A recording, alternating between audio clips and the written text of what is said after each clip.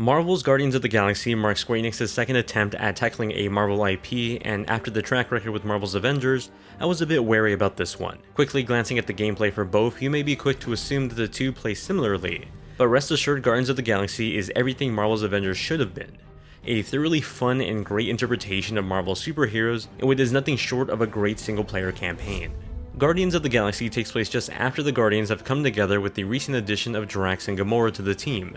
It's the early life of the team, and with it comes some growing pains. Peter Quill, otherwise known as Star-Lord, is the leader of the team, his very own chosen family. We experience the story through his point of view as we see his early upbringing have a large effect on how he handles his new family, as well as being their captain. The linear story follows the crew's mission to get out of debt as they naturally always find themselves while saving the galaxy along the way.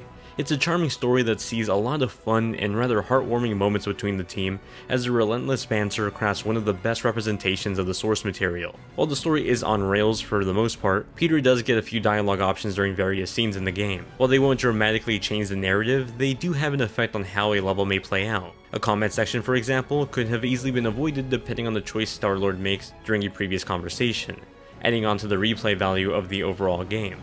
Furthermore, it helped give the sense of a unique story that weighed on my choices, quickly leading to me wanting to replay it after the credits, but with different choices.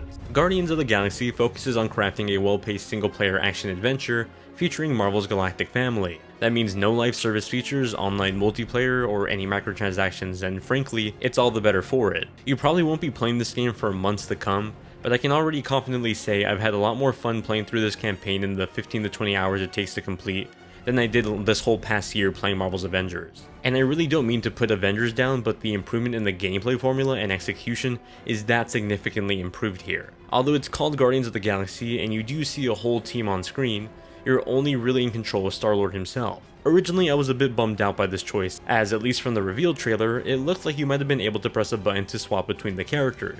That wasn't the case in practice, but I also really enjoyed this idea once I played it. I think that's because this is very much the story of Star-Lord and his chosen family, and we see a lot of that narrative through the point of view of him both as a member of the family and as a leader of the Guardian. This not only applies to its story, but its gameplay as well. During combat, you control Peter Quill with his staple dual pistols and jet boots. He can fire at various enemies and toss in a few melee hits here and there. At the same time, you can also hold down the shoulder button and call forth one of your fellow Guardians to perform a skill attack on a nearby enemy. All the Guardians, including Star-Lord, can unlock a total of 4 different abilities using the skill points earned by taking on enemies and gaining XP. On top of their individual abilities, Peter can also use a handful of different elemental shots to fight enemies and interact with different aspects of the environment to solve puzzles. All in all, you find yourself constantly switching between Peter's pistols, activating the Guardian's abilities, and the elemental shots as you realize it's time to reload the pistols all over again. It sounds hectic on paper, but in practice it's a lot of fun, and it flows well between both the smaller firefights and the larger boss fight.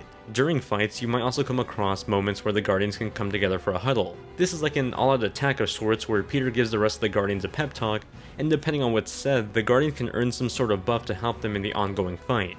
In terms of combat, it's a useful tool in dire situations, but more so, it's a great moment story-wise to see this at times dysfunctional family come together when they need it most. The conjunction of a well fleshed out combat system and an evolving variety of enemies kept things feeling new and vibrant. That flows into the platform sections of levels where your Guardian's abilities can also help solve puzzles. Rocket, for example, is just small enough to fit into tight spaces, letting him activate switches. Drax, on the other hand, is able to lift heavy objects across the field. Each Guardian offers a set of skills that not only help them in the pace of battle, but also help you navigate across obstacles. Hidden across these linear levels are different collectibles like new costumes for your Guardians, 2 resources used to unlock new perks for each of the Guardians.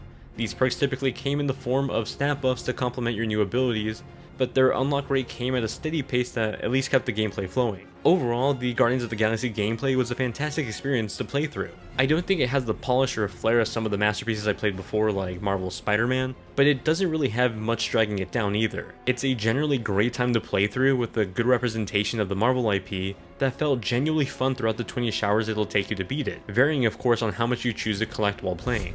Guardians of the Galaxy is available both on current and last generation consoles, although falling to a cloud version for the Nintendo Switch, which I wasn't able to test out, alongside with the PC version.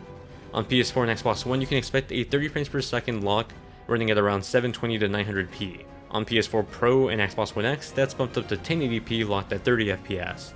On Xbox Series S, that's bumped up to 1080p, running at an unlocked frame rate averaging between 45 to 55 frames per second, a bit of an inconsistent performance. On PS5 and Xbox Series X, you get the choice to play between a quality or performance mode. Performance mode pushes a 1080p 60 lock and 4K 30fps lock for the quality mode.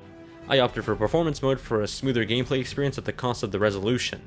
Luckily, because of this game's more colorful and vibrant art style alongside the more realistic style that Eidos Montreal has been known for in their third-person action games, the lower resolution doesn't look that bad. Environments offered a wide color palette that truly demonstrated the wide array of locations across the universe. During combat sequences, particle effects really shine on the next-gen consoles and even hold up on the mid to last-gen consoles, albeit at a lower frame rate. Differences in performance and quality aside, this game holds up even on the blurrier resolutions. While I normally would recommend going with a higher frame rate on the newer consoles, with a lovely title like this, I can see the argument being made for the quality mode as well. Guardians of the Galaxy features a handful of great licensed music from the 80s era that really captures the feeling of the comics that helped inspire this game. Naturally, I can't really play the music here because it's copyrighted music, but rest assured, although it doesn't really copy the licensed music from the film, which was mostly from the 70s, it's still able to capture that old school vibe perfectly. Outside of the licensed music is the standout performances by the cast playing the Guardians. Where I felt a bit at odds playing Avengers with the characters not exactly sounding or looking right, I didn't really feel that at all with this cast. In fact, you were able to unlock costumes from the movie counterparts in this game, but I never really felt particularly drawn to using them. This was a completely different variant of the Guardians that still felt authentic to the source material. Guardians of the Galaxy feels like what Jedi Fallen Order was to the Star Wars IP, but now for Marvel. It's a great narrative single-player experience that captures the spirit and fun of these comic book characters in what's arguably one of the best comic book video games out there. While it may not hit the high cinematic heights of Marvel's Spider-Man, rest assured that Guardians of the Galaxy stands on its own merits and reinvigorates my hope for more games like this from Square Enix.